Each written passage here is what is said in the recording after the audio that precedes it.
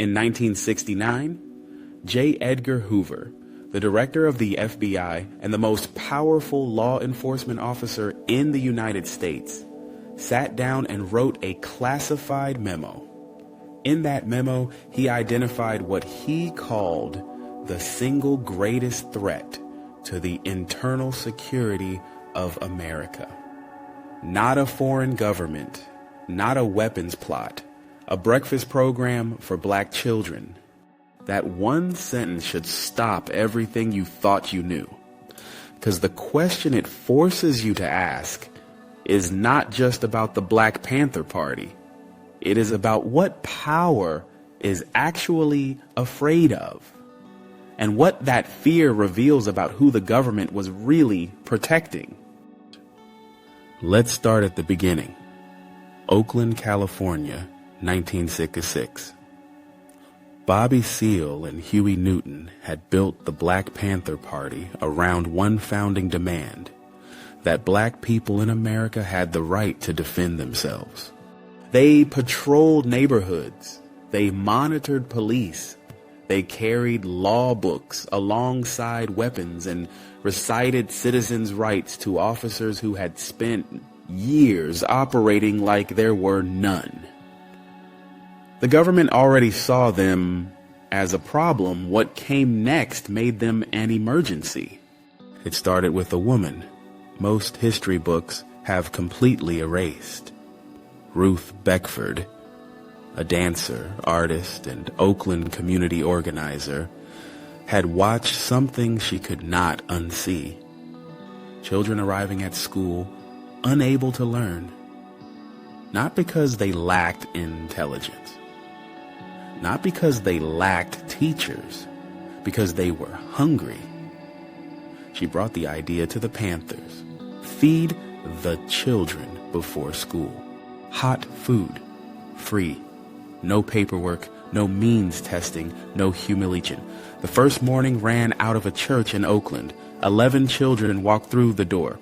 Volunteers, Panthers, neighborhood women, local men, cooked eggs, grits, toast, and orange juice on equipment they had borrowed or bought themselves. There was no government grant, no nonprofit infrastructure, just a community that had decided to stop waiting for a government that had stopped showing up.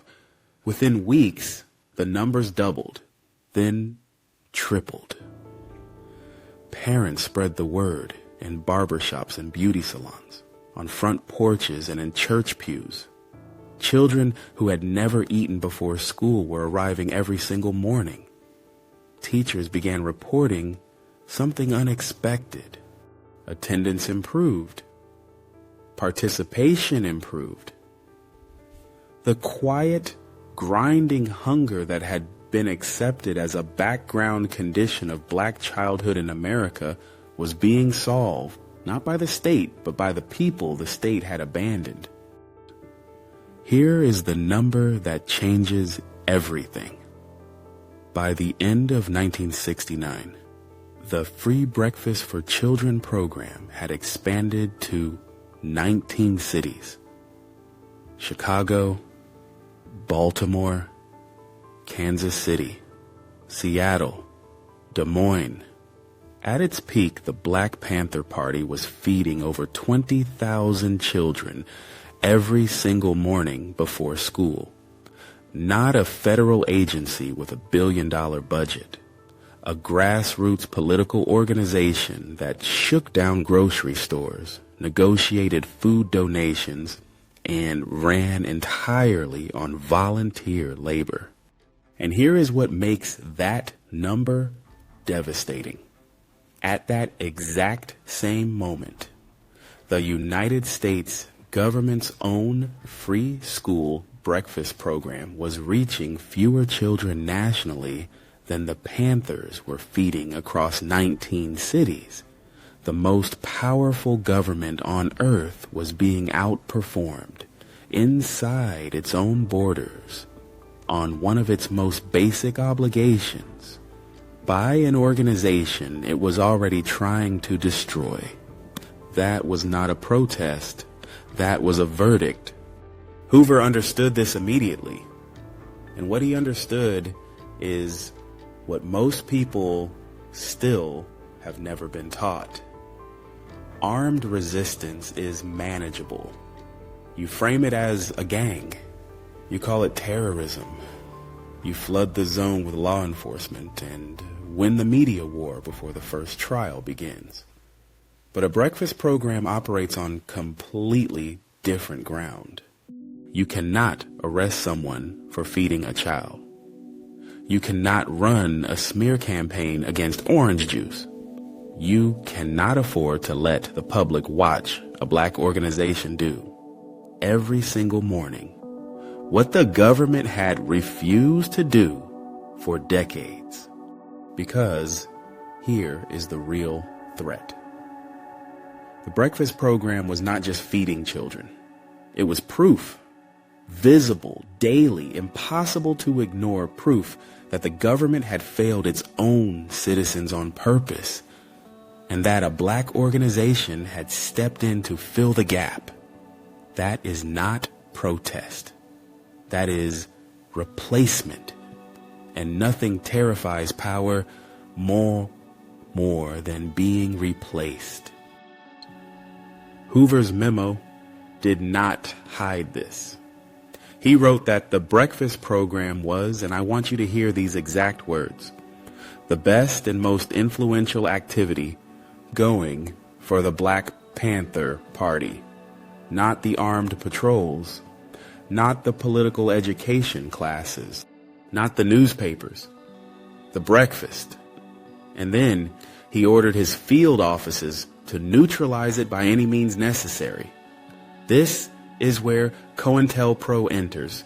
The counterintelligence program was the FBI's covert domestic operation, officially secret, constitutionally illegal, to infiltrate and destroy any political organization Hoover considered a threat.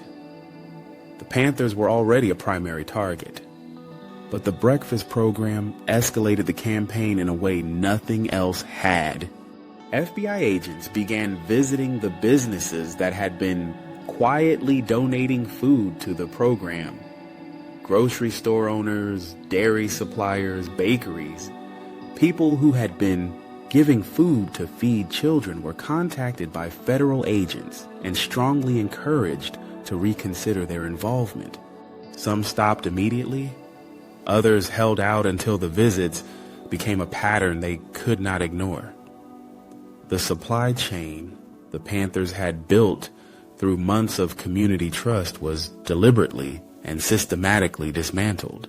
Forged letters were sent out carrying the names and signatures of Panther leaders, to donors, to partner organizations, to community members across multiple cities. Some letters contained accusations. Some contained fabricated threats. Some were designed to create conflict between organizations that had been working together. The goal was not to make any single lie stick. The goal was to flood the trust networks, holding the program together with enough suspicion that people started pulling away before they even knew why. Now, the food contamination. This is the part that gets buried, not because it is uncertain, but because it is too ugly to fit the story America prefers to tell about itself. Declassified FBI field documents show that federal agents discussed and in documented cases carried out the contamination of food supplies intended for the breakfast program. In one documented case, laxatives were introduced into food meant for children. The goal was not serious injury.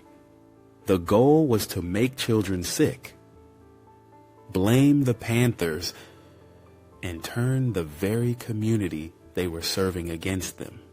Read that again slowly. Federal agents made black children, hungry children who had nothing, who came to a church basement before school because their families could not feed them, sick.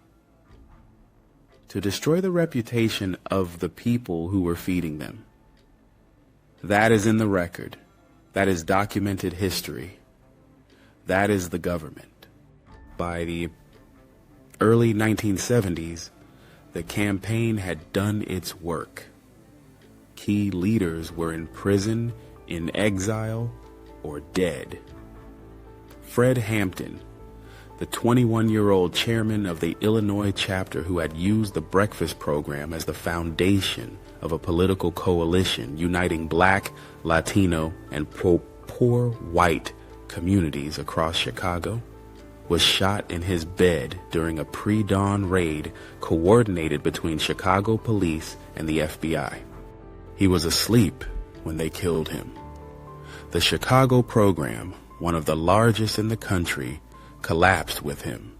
Chapter after chapter fell under the weight of prosecutions, infiltration, and exhaustion. The breakfast program that had fed 20,000 children every morning began to contract city by city. The hunger it had been solving quietly returned. The government that had worked so hard to create that hunger again said nothing. And then came 1975.